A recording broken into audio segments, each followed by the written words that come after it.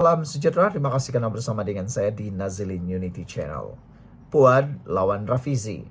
Kes boleh dicari, cetus pertikaian politik berterusan. Wow, apa pula kesnya kali ini? Kenyataan sinis ahli Majlis Kerja Tertinggi MKT UMNO Muhammad Puad Zarkasi yang mengingatkan Rafizi Ramli agar jangan bakar lebih-lebih kerana kes boleh dicari, mencetuskan satu lagi episod panas dalam pentas politik negara. Ia susulan pencelahan ahli Majlis Pimpinan Tertinggi Bersatu Wan Saiful Wanjan semalam yang berkata, jika kes boleh dicari, maka tidak mustahil kes juga boleh dipadamkan. Wan Saiful lupa semasa Bersatu bersekongkol dengan Pakatan Harapan 1.0, 3 kes Rafizi yang didapati bersalah telah dipadam, kata beliau. Hatta hukuman juga boleh diubah daripada penjara kepada berkelakuan baik. Sebab itu Rafizi boleh bertanding piaru 15, kata Puad dalam satu hantaran di media sosial. Dakwa Puad semasa persekongkolan itulah ramai pemimpin UMNO termasuk bekas Perdana Menteri Najib Razak dan Presiden UMNO Ahmad Zaid Hamidi dikenakan puluhan tuduhan. Bahkan Najib ada kes SRC 1 dan 2, 6 tahun dituduh tanpa bicara. Jangan lupa ahli Parlimen Muar Syed Saddiq Syed Abdul Rahman menuduh kes rasuahnya adalah kerana dia mangsa pertuduhan politik oleh Perdana Menteri ketika itu Muhyiddin Yassin. Ingat, semasa berkuasa kes kamu boleh dicari tetapi tidak dicari.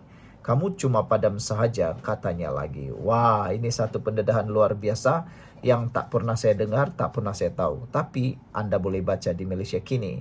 Sebelum saya teruskan kepada Anda, ini ialah produk Transfer Factor for Life. Ini terapi imun yang meningkatkan daya imun badan kita sehingga 400%. Ini penemuan saintis dan dunia perubatan yang paling bersejarah di dunia. Ini transfer factor atau terapi imun ini meningkatkan imun badan kita sehingga 400%. Secara umumnya, kita kena penyakit kerana imun badan kita lemah dan bodoh. Apabila imun badan kita lemah dan bodoh, kita tidak dapat melawan penyakit dari dalam. Dan ada juga imun badan yang bodoh menyerang diri kita sendiri. Tapi dengan adanya transfer factor ini, meningkatkan daya imun badan, mendidik imun badan kita menjadi bijaksana supaya tidak melawan atau menyerang badan kita sendiri, kita akan jadi kuat. Jadi secara umumnya apabila imun badan kita meningkat, kita boleh sembuh daripada sebarang jenis penyakit. Dapatkan produk ini, lulus KKM, diperakui oleh semua doktor di seluruh dunia, termasuk doktor-doktor di Malaysia, dan juga ini halal.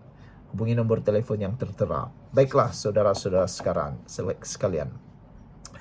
Puad dalam satu hantaran di Facebook sebelum ini memberi peringatan tajam kepada bekas timbalan Presiden PKR itu yang bahawa kritikannya terhadap kerajaan boleh menyebabkan dia menghadapi pertuduhan mahkamah.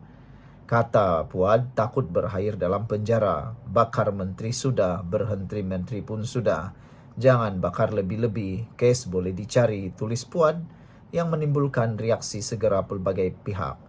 Membalas kenyataan itu, Rafizi tampil tegas dan tidak gentar.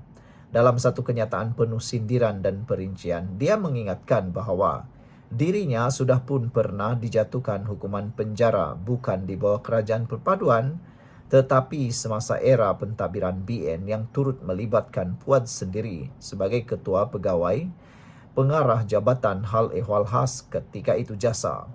Kalau saya takutkan ada kes, saya tidak meletakkan jawatan. Saya tidak pernah campur tangan dalam urusan perolehan sepanjang saya menjadi menteri. Kata Rafizi yang turut menegaskan beliau tidak pernah diugut maupun dipanggil oleh mana-mana agensi siasatan semasa dalam kerajaan. Kontroversi itu kemudian yang menarik perhatian Wan Saiful yang menyifatkan kenyataan Puad sebagai bukti bahawa kerajaan ini memperkudakan institusi penguatkuasaan untuk kepentingan politik. Lebih mengejutkan, Wan Saiful mendakwa dirinya pernah ditawarkan penghapusan kes sebagai imbuhan untuk menyokong Perdana Menteri Datuk Seri Anwar Ibrahim. Itulah tawaran yang diberikan kepada saya semasa saya dipujuk untuk lompat parti tahun lepas, kata Wan Saiful yang kini berdepan 20 pertuduhan termasuk rasuah dan pengubahan wang haram berkaitan projek Jana Wibawa.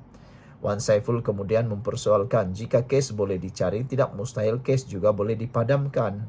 Siapa yang bagi arahan, siapa yang laksana arahan, katanya.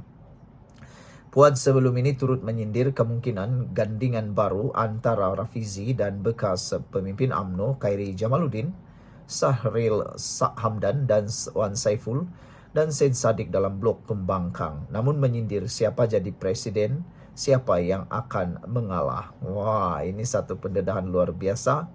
Sebelum kita berpisah, jangan lupa tinggalkan komen Anda dengan tanda pagar kami benci pergaduhan.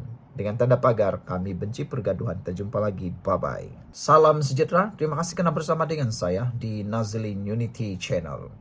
Akhirnya Rafizi buka suara, buka mulut, cerita rahasia politik yang ada di Malaysia.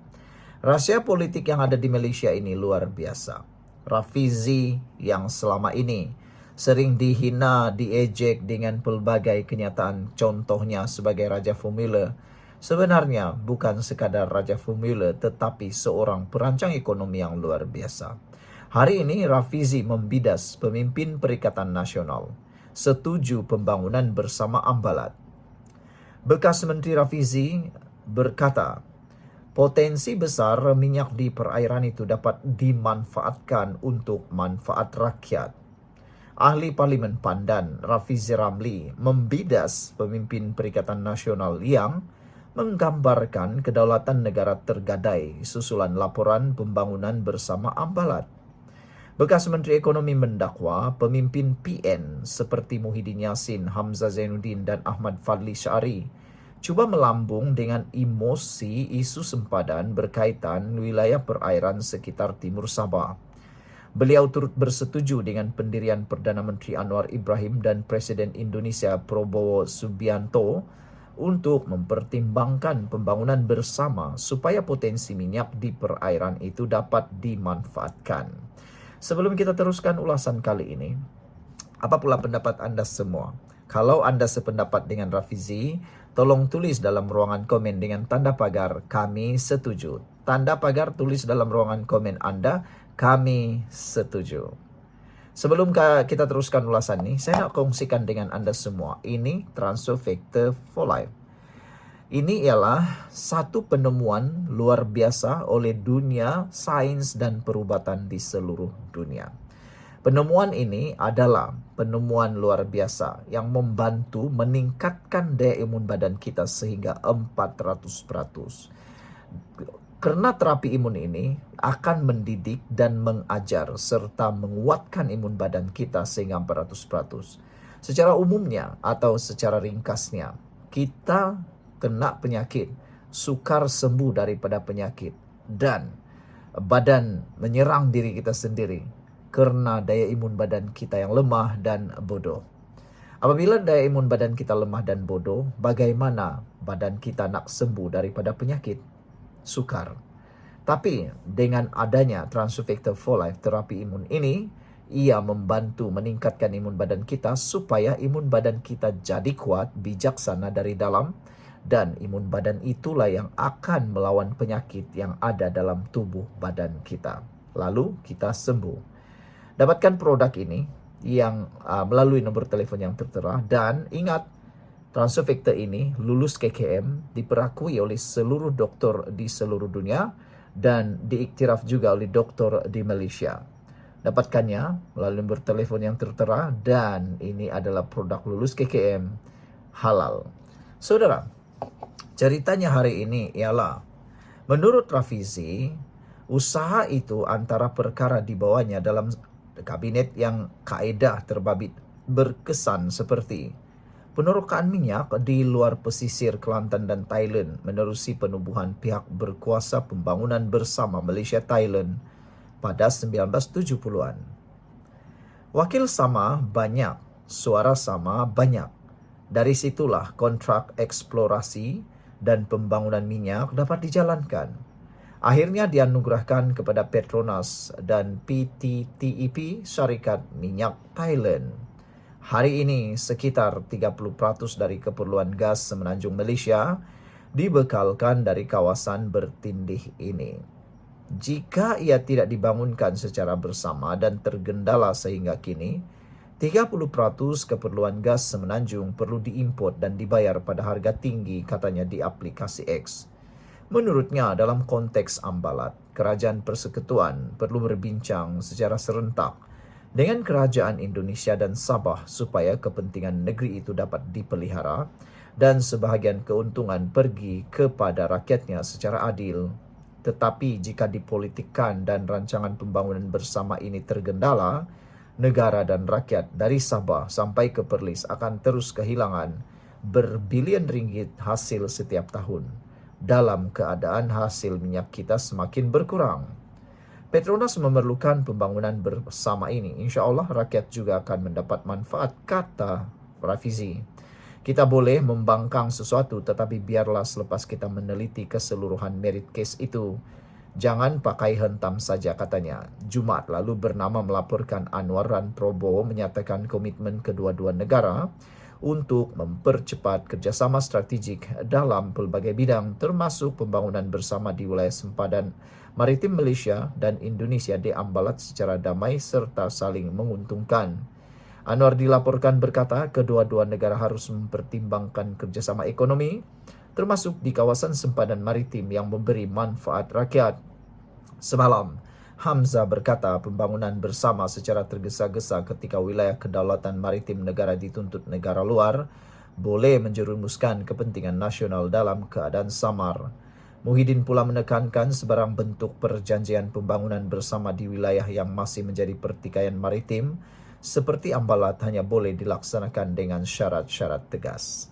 Sekian untuk kali ini. Jangan lupa tinggalkan komen Anda. Bye-bye.